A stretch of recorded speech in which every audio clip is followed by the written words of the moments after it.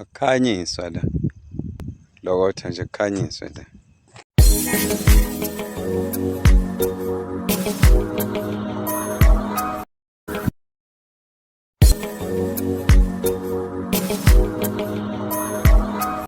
Siphinde sinibingelele babukeli beKama-VTV with Prince Bhekundeni kaZotho. Namuhla-ke ngizogeqa amagula ngendaba yomuntu othakathayo, kodwa uthola ukuthi la ekhaya akwaziyo ukuthi uyathakatha kanti uyenqa wasemqedile. Lo muntu engizokhuluma ngaye wonke umuntu ophila ngaphansi kwesintu noma ophila ngaphansi kwesiko lakwantu uzoyibona lento engiyishoyo, though it's not always the case, but iyona target umuntu engizokhuluma ngaye, lo oniqedayo ekhaya kini futhi owenza ukuthi abathakathi bekwazi ukuba ne-access ekhaya kini, yize kuthiwa akusuyena othakathayo, kodwa noma kungesuyena kodwa uyakwazi ukuthi nike abantu abafuna ukumlimaza bethole i-chance ngokusebenzisa yena. Ubanike lowo. Kuyenzeka la ekhaya izinto uthole ukuthi zinihambela kahle, ngifuna ungizwisise kahle. Kuyenzeka la ekhaya uthola ukuthi izinto zinihambela kahle noma ningekho rich that much, kodwa nje kuyaphileka, niya-afforda, nekuyizimotwana khona, nomuzi muhle wakhiwe nje inculuma uyalibona, noma ningekho kulow high class kodwa nani belonga eklassini elithize, mhlawumbe ku-medium class. Manje kuthola ukuthi la ekhaya manenza umsebenzi noma nje imizi eminingi, ngoba ngikhulumi nomuntu oyedwa la, ngikhuluma nani nonke.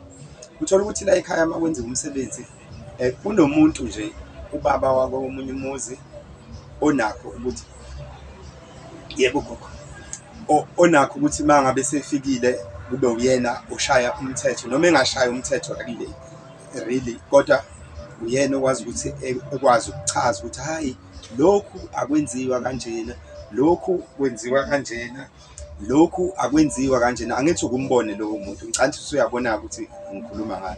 Angithi yonke into, ngisho nenyongo ini ukuthi hayi bekeni kanje, uma esengikwaze ngawo inkomo kanjena kanjena, angithi usuke khona kwenzeka yonke leyo nto, futhi ephinde echaza ukuthi hayi, lokhu akufanele kubona abantu bangaphandle, kodwa yena ungowangaphandle, akaze nimcele njalo, futhi akekho-ke wakhuluma nawe ukuthi udinga usizo, kuphela ingoba unolwazi. Le nto ngiyibonile esikhathini edlule, nami ngisemncane, ngaze ngayibona futhi sengimdala.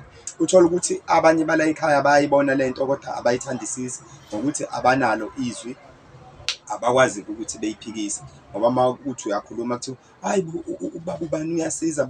Uthola ukuthi lo baba usefana nje nobaba wala ekhaya, usethatheka njengobaba wala ekhaya, usekwazi ukungena ngisho lapha nokubekwe khona izinto zasemsamo, emaye efuna into engalokho ebiza umuntu ethumela, noma kusho yena wala ekhaya ethi hayi ilapha na baba, engene ebe ne-access. Angithi niyabona njalo ukuthi siqalile into yonakala kuphi, usene-access endaweni e-wrong. Uthola ukuthi njalo-ke nje uma kwenziwa into lo baba uyasiza, kanti akathandi isimo eningaphansi kwaso ukuthi mina ukuthi izinto zibukeka zinihambela kahle. Mhlambe vese nasekhaya kubo bayayikhuluma le nto ukuthi hayi ufuneke ntshontshwe ini, like ukuthi ekhaya nje ngoba uma ungena lapha kunalento ekuthiwa yikhothama, abanye abazi uma ungena lapha endlini yakaRondo noma la endlu la ukuhlala enithe abadala nje, noma iziphi izindlu ey'khandwe ngotshani, kunento ekuthiwa yikhothama, utshani lobo bulenga lapha naphezulu. Ikhothama kuyingozi kakhulu, abantu bayakwazi ukusebenza ngakho bekushaye ngakho. Uthola ukuthi kuseyiphambanisile-ke izinto, kodwa nina ninakile, niqhubeka njalo, senize ngelinye ilanga uthola ukuthi nihamba niyomcela ukuthi hayi, besisacela ukuthi usekwazi ngisho ukugwaza inkomo la ekhaya, into ebucayi kangaka, usekwazi ngisho ukugwaza inkomo, cabanga nje, akusuye ngisho wala ekhaya, useyasho nokuthi kufuneke yonke into yayikade ngisho kushoniwe wenza same thing. Bavamisile-ke laba bantu, uthola ukuthi nomakoti wakhe ufana naye, ngoba phela abathakathi bayasebenzisana. Indoda uma ithakatha maningi amathuba okuthi nomakoti ethakathe, noma kuthiwa akathakathi, noma kuthiwa ufike noma kuthiwa ufike ngathakathi, kodwa uma kuwukuthi umkhwenyana uyileyo nto, uyakwazi naye egcine yileyo nto. Uthola ukuthi ubaba unishaya ngapha ey'ntweni ey'thinta abantu besilisa, kanti naye ugamanxile ngaleyana ey'ntweni ey'thinta abantu abawomama. Ukwazi ukungena ezengene ngisho laphana uma kuthiwa kushoniwe emgonqweni, ehlala eduze kamama wala ekhaya, noma mama wala ekhaya ayikho into ayenzayo. uthole nibona izinto I mean ayenzayo engekho yena, uyena ogayidayo, uyagayida ngapha komama, umkhwenyana wakhe uyagayida ngale kobaba. Lento kuyenzeka-ke uthole ukuthi abafana abancane abathunyiwe abasetshenziswayo, besetshenziswa abantu abadala, mhlawumbe ngathi okungabazali babo noma iy'hlobo zabo. Umfana nje ekhuthale nje into enkulu edlula abafana bala ekhaya, egcine enomfana la ekhaya amthagethayo ukuthi ngoba umkhonzile, laba abanye ngathi abathi ngoba phela khona uyayibona ukuthi hhayi lento engathi ayihambi kahle. Kodwa-ke lo uyacindezelwa, uthole ukuthi mhlawumbe akanayo i-power. Manje uma ungenayo-ke i-power ekhaya, ayikho-ke indaba yakho, ayisetshenzwa nje indaba yakho. Uma ngithi uma ungenayo i-power, uma ungenayo imali, ngisho unganombono omuhle kanjani, kodwa manje uma sekufuneka imali ungezuba nayo, umbono wakho uthathwa umbono wakudala, ubona kudala sekonakele. Uthola ukuthi niyabona ukuthi izinto ziyonakala, kodwa manje aninakile, kodwa lokhu nibona ukuthi hhayi ngathi izinto ayihambi kahle. Lokhu nikhomba abanye abantu, noma nikhuluma ngabantu abangalungile, naye uyafakaza, wenza into efanayo naye ukuthi efakaze ukuthi hhayi akogada njalo madoda nigada. Kodwa usho kahle ukuthi lezi zinto ezinye, njengokuthi nje ngifuna ukwenza isibonelo ukuze abantu be-understand le ndaba. Njengokuthi nje uma kuthiwa la ekhaya kwenziwa izinto okunembuzi ekufuneka iyolahlwa, ijwayeleke thina ey'ntweni zethu ukuthi okudingeka ukuthi ihambe iyolahlwa, engezukudliwa muntu, engezukudliwa umndeni, engezukudliwa umphakathi. Uthole ukuthi leyo mbuzi angithi ifuneka kuba amalunga omndeni kuphela awazi leyo nto, kodwa uthole ukuthi yena sekuhanjwa naye uze kubone ukuthi lahlaphi ngoba vese uney'nhloso ey'thize. Uma uke washo wathi naye manje uyaphi ubaba noma uyaphi umfowethu lo, uthi hhayi no, uyena phela u-understand-a lento, sengazi ukuthi noma isilahle imbuzi khona into ezokwenziwa. Ngisho kuthiwa kwenziwa iy'nhlambuluko la ekhaya, uyena ophawula kuqala engaceliwe, useyecelwe-ke kodwa manje usene-access, full access. Noma kuwumshado uyena ulawulayo yonke into nje, usefana nobaba wala ekhaya. Uthola ukuthi komunye umuzi vese akekho ubaba wakhona, kodwa kweminye imizi uthola ukuthi ukhona ubaba wakhona, kodwa-ke lo baba-ke sekuyena ongathi ubaba wala ekhaya. Eyenze lento ezithathe nezinto engafanele ey'thathe, ethinte lezinto ey'ngafanele ithinte umuntu wangaphandle, ebe ne-access, entshontshe ney'nsila yonke into yala ekhaya, negazi lenkomo, nenyongo, yonke into nomswane, ekwazi ukuba ne-access. Kunjani-ke ukuphepha lapho? Angithi niyabona ukuthi umthakathi engikhuluma ngayo imuphi. Uthole ukuthi lo mama umakoti wakwakhe noma iy'ngane zakwakhe, ngoba basuke beklabile phela, ney'ngane nazo zisebenza ngey'ngane. Uthole ukuthi umakoti wakhe laphana ekhaya mhlawumbe kade kushoniwe kanje, sekugunyulwa inzilo. Angithi lento iba yimfihlo, akufanele ibonwe yiwo wonke umuntu, kodwa uthole ukuthi yena une-access ngoba phela angithi kuthiwa uyasiza umama ubani.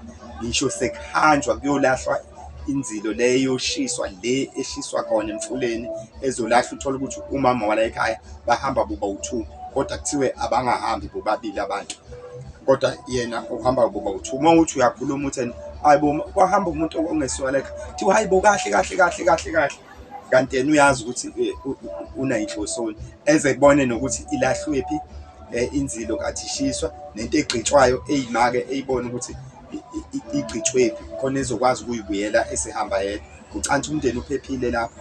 Uyambona-ke lo mthakathi engikhuluma ngayo, uthole ukuthi la ekhaya kushoniwe, kodwa manje yena usene-access yokuthi kufuneka kwenziwe ini, ngisho kwenziwe iy'nhlambuluko noma kuwashwa isidumbu, nawe useyawasha, usefana nje nomuntu wala ekhaya. Awucabange nje izinto zala ekhaya ukuthi zisencupheni kanjani. Ikhona impilo engingayiphila la, ngisho kuthiwa akusibo-ke la bantu engikhuluma ngabo abathakathayo, kodwa uma kukhona umuntu omthakathi ofuna ukumyuza, uyakwazi ukuthi emyuze ngoba phela uyambona, abantu bayambona ukuthi ubani kuwakhe laphana.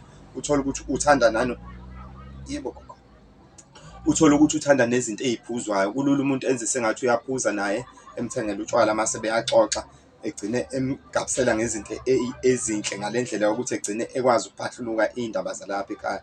Kanti izinto zalapha ekhaya kufuneke zibe yimfihlo yomndeni, kube khona la ekuhamba umuntu wangaphandle engathinta. Awucabange-ke nje la bantu ekade ngikhuluma ngabo sebene-access yokuthi bekwazi ukuthi magezwe isidumbu la ekhaya besigeze, maqoqa amakhandlela emgonqweni kube yibona abashanyelayo lo mama lo wakhona, uze kwazi ukuhamba ngisho sekuyolahlwa inzilo uma ngabe khona okade egumula inzilo. Nobaba wakhona usekwazi ukungena emsamo, ethinte izinto engafanele ey'thinte eyedwa kungekho umuntu. Uyayibona-ke lento engizama ukukhuluma ngayo. Into engifuna ukuyisho-ke ekugcineni, omunye umuntu uzothi lento engiyisho isiza ngayo, cha, kufuneka abantu abanjalo sibabheke bafowethu. Angisho ukuthi makukhona umuntu onisiza ngalolu hlobo ekhaya ngithi uwumthakathi, ngoba abantu phela bayakushintsha ukukhuluma, kodwa you must be careful. Noma ngathi umuntu uyanisiza, akahambe kube khona la agcina khona, futhi etsheleke nje ukuthi no, hayi la kulungile, sizobona ukuthi senza kanjani, ngoba lento le ilimazile imizi eminingi. Ngibonile imizi iwa phansi, iwa isiphumelele, ishawa izinto ey'ncane kanjena, izinto ey'njengalezi ey'thatheka kancane kanti ekugcineni ziba nkulu.